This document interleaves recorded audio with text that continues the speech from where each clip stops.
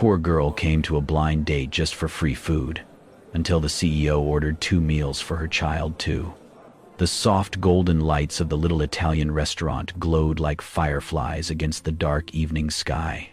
Inside, candles flickered gently on polished wooden tables, and the quiet murmur of conversations blended with the soft strains of a violin playing somewhere in the background. Lana stood just inside the entrance, her fingers tightening slightly around the small hand tucked into hers. Her blonde hair was neatly pulled back, but there was no hiding the wear in her dress. Simple, faded at the seams, carefully pressed to appear less tired than it was. Beside her stood Ellie, barely 3, in a pink dress that swayed gently as she clutched a worn bunny plush close to her chest.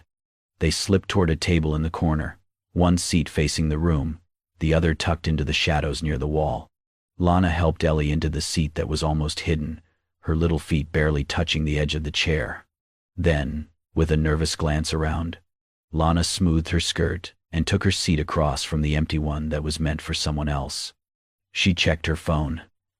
6:57 p.m. 3 minutes later, he arrived. Damon Cole walked in like he owned the air around him. 34.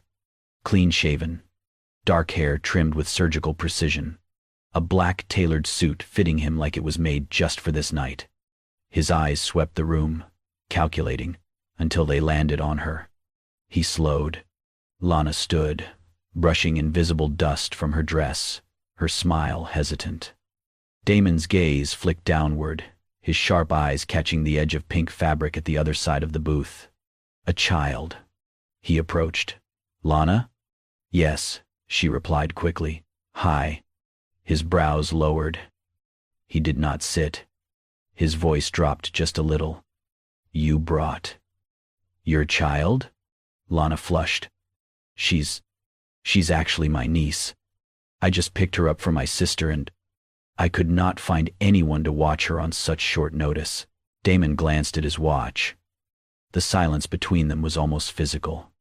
Then, without a word, he slid into the seat across from her and gave a curt nod to the waiter waiting nearby.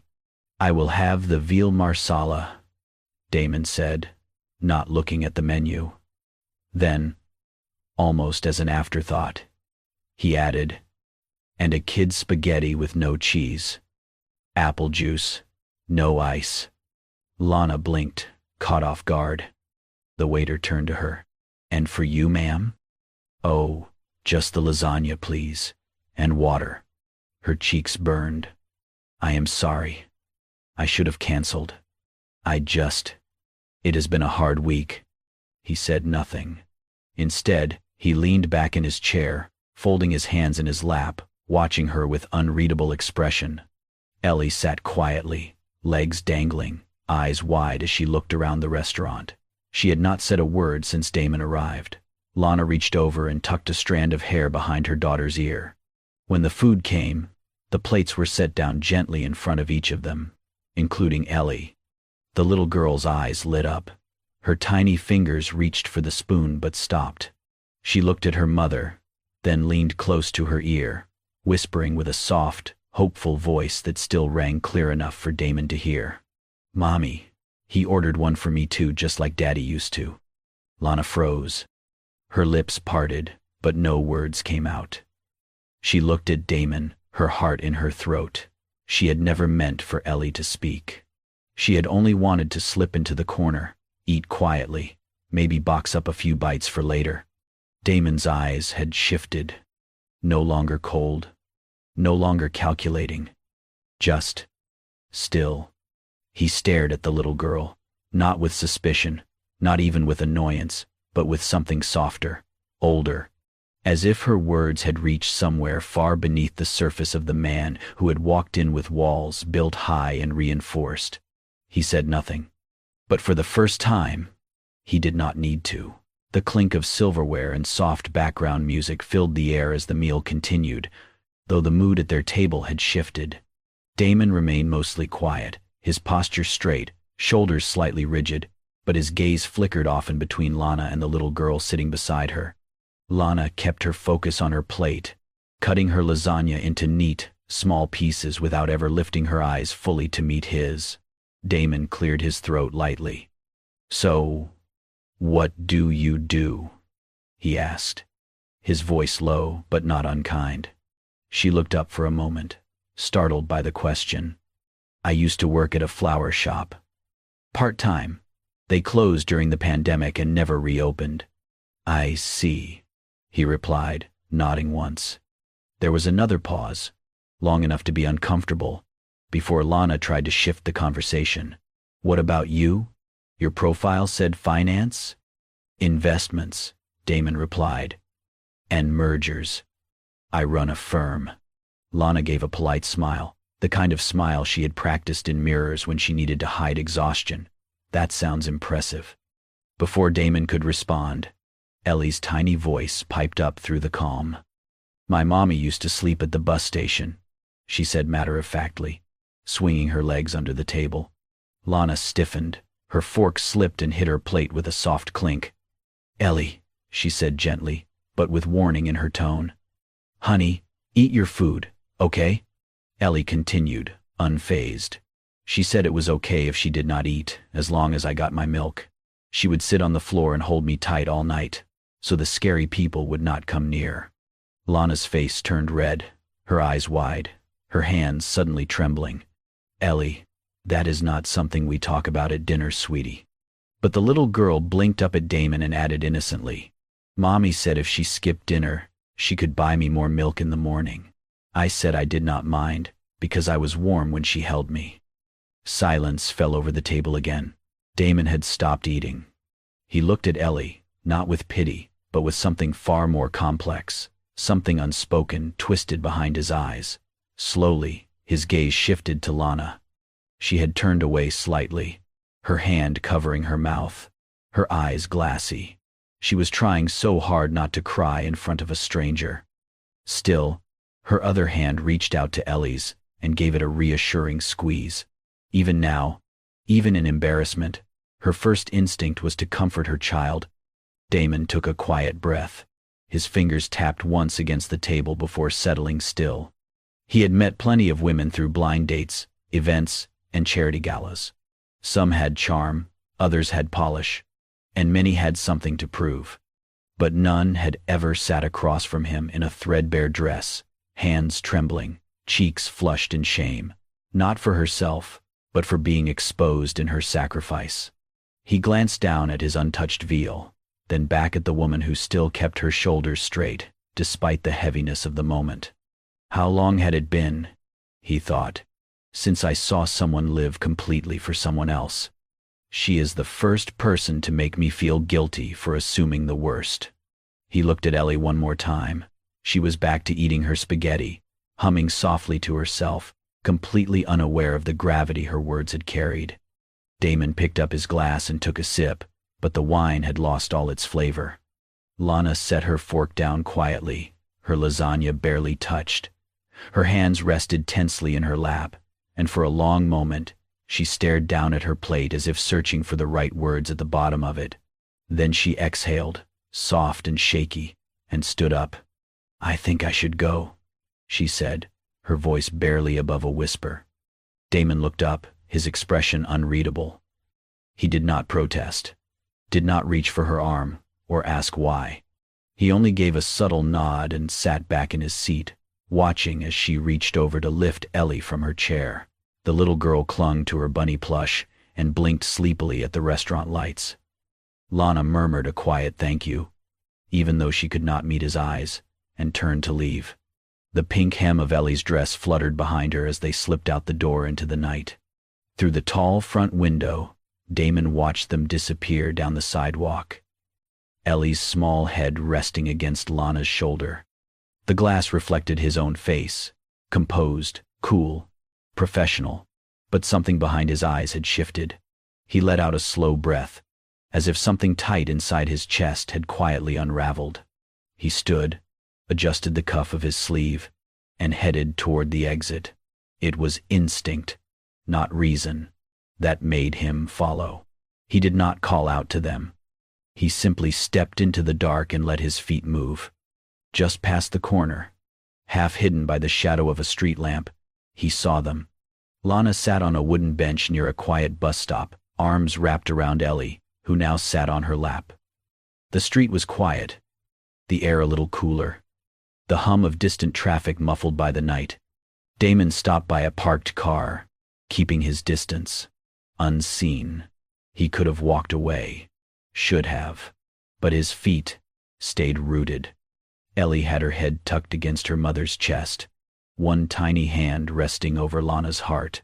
And Lana, she had her face buried in Ellie's hair, shoulders trembling. "I'm sorry, baby," Lana whispered, her voice cracking. "I'm sorry for tonight. I just wanted you to have something warm. Just one nice meal like other kids get. I know it's not much. She choked on her own words. "I'm sorry that your mommy's not enough." Ellie reached up, her small hands cupping her mother's cheeks. "But I'm full, Mommy," she said simply. "I'm not hungry anymore." Lana gave a soft, broken laugh, but it came out closer to a sob. Ellie leaned in, pressing a little kiss to her mother's cheek. "Don't cry, okay? I love you lots, and you're the bestest." Lana held her tighter, rocking gently as if Ellie were still a baby. Her eyes closed, her lips pressed to her daughter's forehead. The rawness of her love hung in the air, delicate and unfiltered. No audience, no pride, just a mother who was doing everything she could. Damon remained frozen behind the parked car, one hand in the pocket of his coat, the other clenched loosely at his side. He had seen desperation before. He had seen people beg, perform, pretend. But this wasn't for show. This was real, quiet, unpolished. And it hit harder than anything anyone had ever said to him in a boardroom. He swallowed. I judged her, he thought. Assumed the worst. Thought she was using me. But she's just a mother. One who's running on empty and still pouring everything into her child. And, for the first time in a long time, I want to protect someone. A light breeze passed through the street, rustling the leaves and tugging gently at Lana's hair. Damon stepped back, keeping to the shadows, but his eyes never left them. He could have walked away again, but something deep inside told him he would not. The elevator chimed softly as it opened to the top floor of the sleek glass building. Floor-to-ceiling windows framed the skyline, bathed in the cool light of morning. Damon stood in his office, phone in hand, reading over the message one last time before pressing send. Across town, Lana sat on the edge of the mattress, in a cramped studio apartment, feeding Ellie spoonfuls of oatmeal. Her phone buzzed on the nightstand. She glanced over, wiped her hands on a towel, and picked it up. Damon Cole, I need a cleaner. Can you start tomorrow? Her fingers hovered above the screen. She stared at the message, blinking slowly. Her heart beat faster, not out of excitement, but uncertainty. After a long moment, she typed, Lana, are you offering this because you pity me? The reply came almost instantly. Damon, you need a job. I need someone trustworthy. But maybe, I also think you're someone who deserves a chance. Lana sat still, the phone resting on her palm. Ellie tugged on her sleeve. Mommy, oatmeal's all gone. She looked down at her daughter's bright face, then back at the message. She typed, okay, I'll be there. The next morning, Lana stood at the reception desk on the 42nd floor, holding Ellie's small hand. She wore a simple blouse, tucked into an old skirt. Ellie wore the same pink dress, freshly washed and sun-dried. A receptionist led them through a side hallway to the staff area. Damon only saw her briefly that day, passing her in the corridor. She gave a polite nod, which he returned, saying nothing. But he noticed how she moved, careful, quiet, efficient. She did not waste time. She did not stand around. She did not act like someone who thought she was owed anything. On the third day, Lana had no one to watch Ellie. She brought her along. It was early evening when Damon left his meeting and passed the break room. He paused at the door, unseen, watching. Lana was wiping down the counter. Ellie stood on a chair beside her, a child-sized apron tied clumsily around her middle. She was holding a damp cloth in both hands, scrubbing a small patch of table with intense focus. After a moment, Ellie turned and spotted him. Her eyes lit up. "Look, Mr. Damon," she called, her voice bright. "I'm doing it just like Mommy." Lana turned, startled. "Ellie, shh, don't shout." But Damon was already stepping into the room. He looked at the tiny girl, standing on tiptoe, determined to make the cloth reach every corner. Her brow furrowed with concentration, her little hands working hard, proud of every movement. Then she looked up at him with that same smile he remembered from the restaurant, the one that had disarmed him so completely. "I'm a big helper," she said proudly. Damon gave a slight smile, brief but real. "Yes," he said. "You are." Lana stood still, eyes flickering between them. She seemed unsure whether to apologize or pull Ellie away. But Damon only gave a small nod and walked past them, silent again. Later that night, as he sat alone in his office, he thought of the way Ellie had held that cleaning rag like it was a treasure. The way she had looked up at him, not with expectation, not with fear, but with simple joy. "I remember that look," he thought. The way she clutched that leftover food at the restaurant like it was a gift. "I cannot look at them and pretend I do not care anymore." The sun dipped low behind the city skyline, casting long, golden shadows across the rooftop terrace of Cole Investments. Up here, the noise of traffic faded into the distance, replaced by the quiet rustle of wind and the soft clinking of a spoon against a paper cup. Damon sat at a small table beneath a string of warm patio lights, a simple carton of vanilla ice cream in front of him. Across from him, Lana helped Ellie settle into a chair, setting down 2 smaller cups filled with strawberry and chocolate swirls. The little girl kicked her legs excitedly, holding her plastic spoon like a prize. "This is so cool," Ellie squealed, wide-eyed. "It's just like the movies, Mommy. People eat ice cream on rooftops in movies." Lana laughed, really laughed, for the first time since she had entered his life. It was a light, clear sound that caught Damon off guard. She looked different in the glow of the setting sun, her features softer, her hair catching streaks of gold in the light. There were still faint shadows beneath her eyes, the traces of worry and exhaustion, but for the first time, they were not the first thing he noticed. She looked happy. "I've never been up here," she said, glancing around. "It's beautiful." Damon leaned back in his chair, watching as Ellie dipped her spoon into her melting ice cream and smeared a bit across her cheek in the process. "Well," he said quietly, "you both deserved something nice." Ellie giggled and stuck her spoon out. "Mommy said this building was too fancy for us, but now we're on the top." "You are special guests," Damon replied with a small smile. Ellie gasped. "Like royalty?" "Exactly." She looked at her ice cream again, beaming. "This is the best day ever. First cleaning like Mommy, now ice cream on a building.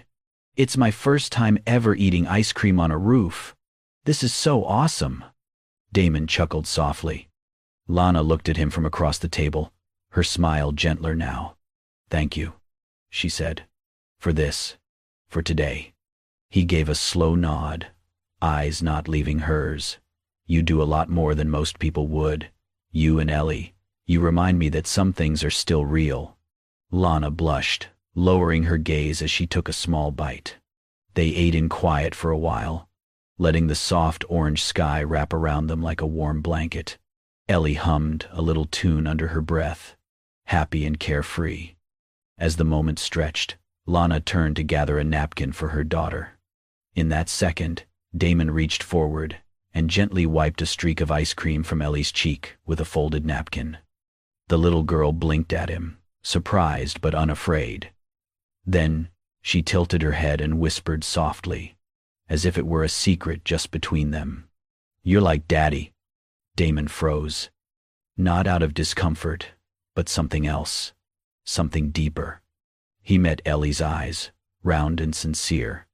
She meant it, not to flatter, not to manipulate, just an honest thought from a tiny heart. His chest tightened. Lana turned back and saw his hand holding the napkin, his eyes locked with her daughter's. "What did she say?" she asked, her voice light. Ellie grinned and shrugged. "Nothin'." Lana chuckled and handed over a fresh napkin. "Troublemaker." Damon leaned back again, this time slower, quieter, his gaze lingering on the little girl before drifting to her mother. "Why does my heart race like this? Why does everything else feel smaller when I hear her voice? Since when did this rooftop become the best part of my day?" He looked at them, two people who had arrived in his life by accident, but now felt more permanent than anything else around him. The sky behind them burned orange, then softened into lavender.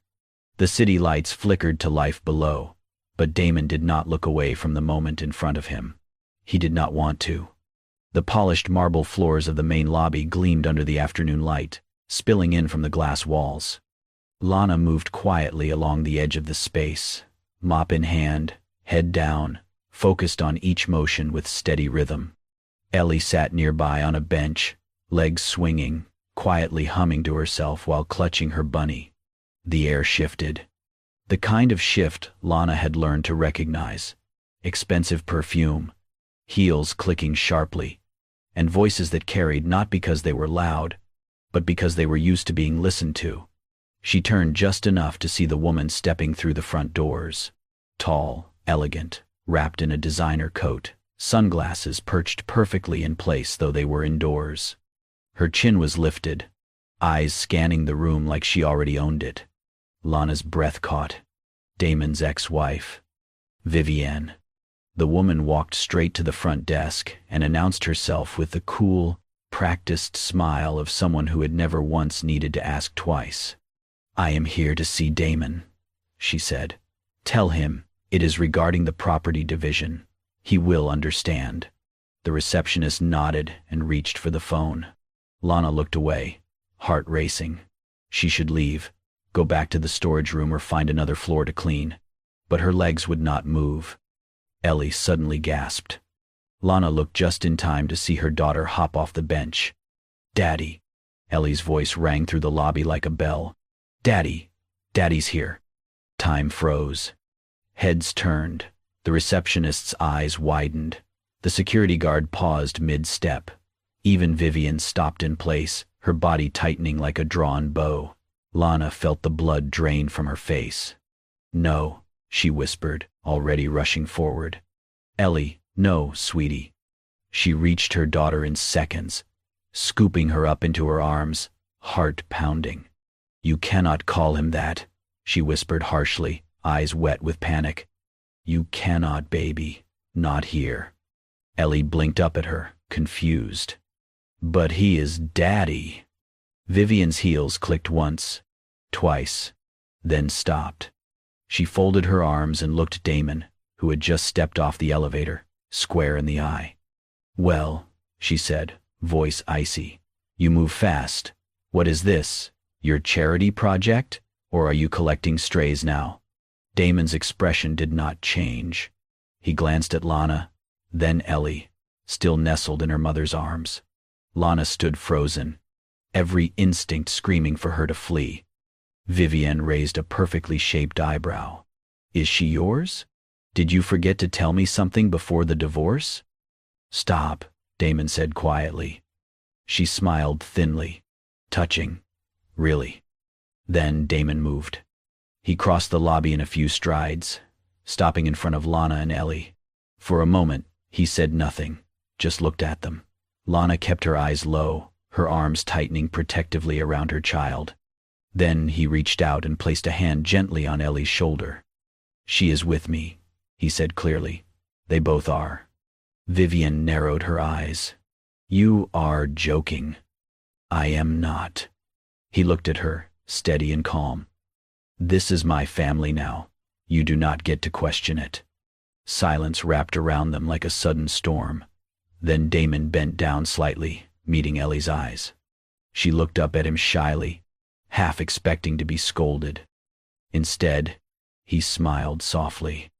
"Daddy here." Lana sucked in a quiet breath. Ellie grinned wide and reached for his hand. Damon took it.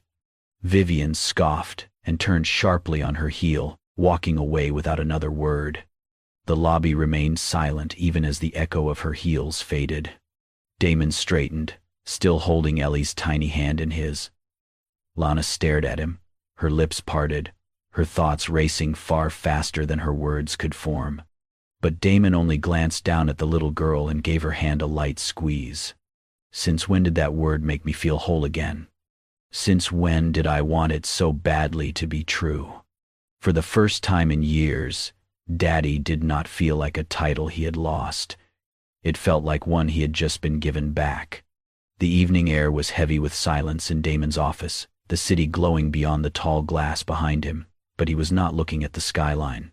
He stood still, one hand holding a single sheet of paper, creased, handwritten, and heartbreakingly quiet. Lana's note. "Thank you for everything, but I do not belong in your world." That was all it said. No complaint, no bitterness, just goodbye. His jaw tightened. For several seconds, he did not move. Then he set the letter down, grabbed his coat, and strode out the door, past his assistant calling after him, past the security guard offering a confused nod, straight to the elevator. He already knew where she would be. The lights at the bus station flickered weakly, casting shadows across the cracked concrete. The benches were half filled with people waiting, sleeping, surviving. And there, on the last bench by the far wall, Damon saw her. Lana. She sat with Ellie, curled up beside her, the little girl wrapped in a blanket, resting her head against her mother's side. Lana stared down at the ground, unmoving, arms around her daughter, shoulders slightly hunched, like she was shrinking into herself. Damon slowed as he approached. She looked up, and froze. Their eyes locked. Hers widened in surprise. Then shame. "I'm sorry," she said quickly, standing halfway, not wanting to cause a scene. "I didn't mean to make things messy for you. I just thought it would be easier if I left quietly." He stepped closer, holding the folded paper in his hand. "Why didn't you tell me?" Lana looked away. "Because I don't belong in glass towers and boardrooms. You saw what happened in the lobby. People like your ex-wife look at me and see nothing but charity." "I do not care what she sees," Damon said, voice steady. "I care what I see." She shook her head, tears glinting in her lashes. "You come from a world that's clean and sharp and powerful, and I come from this." She motioned around the station. "From nights on benches and cheap motels and chasing jobs that pay by the hour." "And yet," Damon replied, stepping closer, "you are the strongest person I know." She blinked at him, silent. He held out the letter. "Don't leave because you think you are not enough. You are the only thing that has made my world feel real again." He took a breath, his voice low. "You do not need to be like me. You are already everything I am not. Selfless, steady, brave. You and Ellie. You make life worth something." Lana's lips parted, trembling. Then Damon turned, kneeling slowly in front of Ellie, who had stirred at the sound of his voice. The little girl rubbed her eyes sleepily, then smiled when she saw him. He looked at her gently. "Ellie," he said, "do you think, maybe, you would let me be your daddy?" Ellie tilted her head, blinking at him. Then, with a whisper-soft voice, she asked, "So, does that mean you'll kiss Mommy, like in the princess movies?" Damon blinked. Lana gasped, covering her mouth, eyes wide. A slow, stunned smile broke across Damon's face. He looked up at Lana, who had turned bright red, a hand still pressed over her lips in disbelief. He stood, just a little, and without a word, he leaned in and pressed a gentle kiss to Lana's forehead. Ellie clapped softly, giggling. "That counts." Damon laughed under his breath, then turned to Lana, his eyes warm, open, and for once, unguarded. "This," he said quietly, is my family now. The soft rustle of autumn leaves filled the quiet air as golden light filtered through the trees. The park was calm, bathed in the warm glow of late afternoon.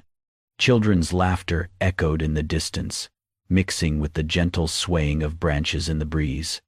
Lana stood near a patch of tall grass, the hem of her simple white dress brushing against her calves. Her hair, tied loosely at the nape of her neck, shimmered like honey in the sunlight. She watched Ellie with a quiet smile as the little girl skipped in circles, a pink balloon bouncing in her hand, her favorite dress fluttering with every step. Damon approached from the path behind them. Sleeves of his white button-down shirt rolled to his elbows. He held a small picnic bag in one hand, and the other reached out naturally to steady Ellie as she rushed toward him, squealing with delight. "Up!"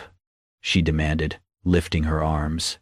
He scooped her effortlessly into the air and perched her on his shoulders, her balloon string now trailing behind them like a tiny flag of joy. Lana turned, laughing.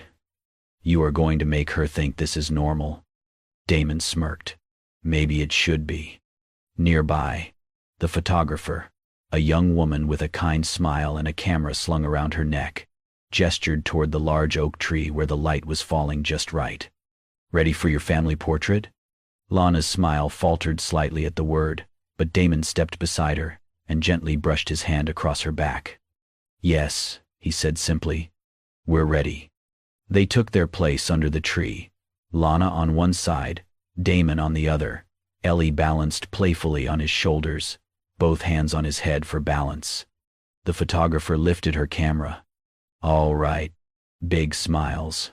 1, 2, 3. Click. The shutter captured it. Lana's eyes crinkled with laughter, her hand resting gently on Damon's arm. Ellie beamed like the sun itself, her balloon floating just behind them. And Damon, once always composed, always closed off, smiled with the ease of someone who had finally stopped pretending he was not meant for this. Another click. Then another. Lana laughed as Ellie leaned forward, trying to kiss Damon's forehead upside down. He ducked and tickled her side, her giggle bursting through the air like music. Finally, the photographer lowered the camera. "That's perfect. You'll love this one." They began walking slowly along the path again, Ellie still atop Damon's shoulders, humming a tune to herself. Lana glanced up at him. "She never stops talking about you, you know." "She called me her best adventure yesterday," he replied, chuckling. "Well," Lana said, her voice softer now, "you were ours." Damon looked down at her, his smile fading into something deeper, gentler. "I used to think family was something you were born into," he murmured. "Now I know it's something you build, one moment at a time." They reached a bench beneath another tree, and he lowered Ellie into Lana's arms. The little girl leaned her head against her mother's shoulder, blinking sleepily. Damon sat beside them and reached out, brushing a leaf from Lana's hair. She looked at him. He looked back, and with a quiet, steady voice, he said, "Family. I finally understand what that means. If this story touched your heart, you're not alone. Sometimes, love doesn't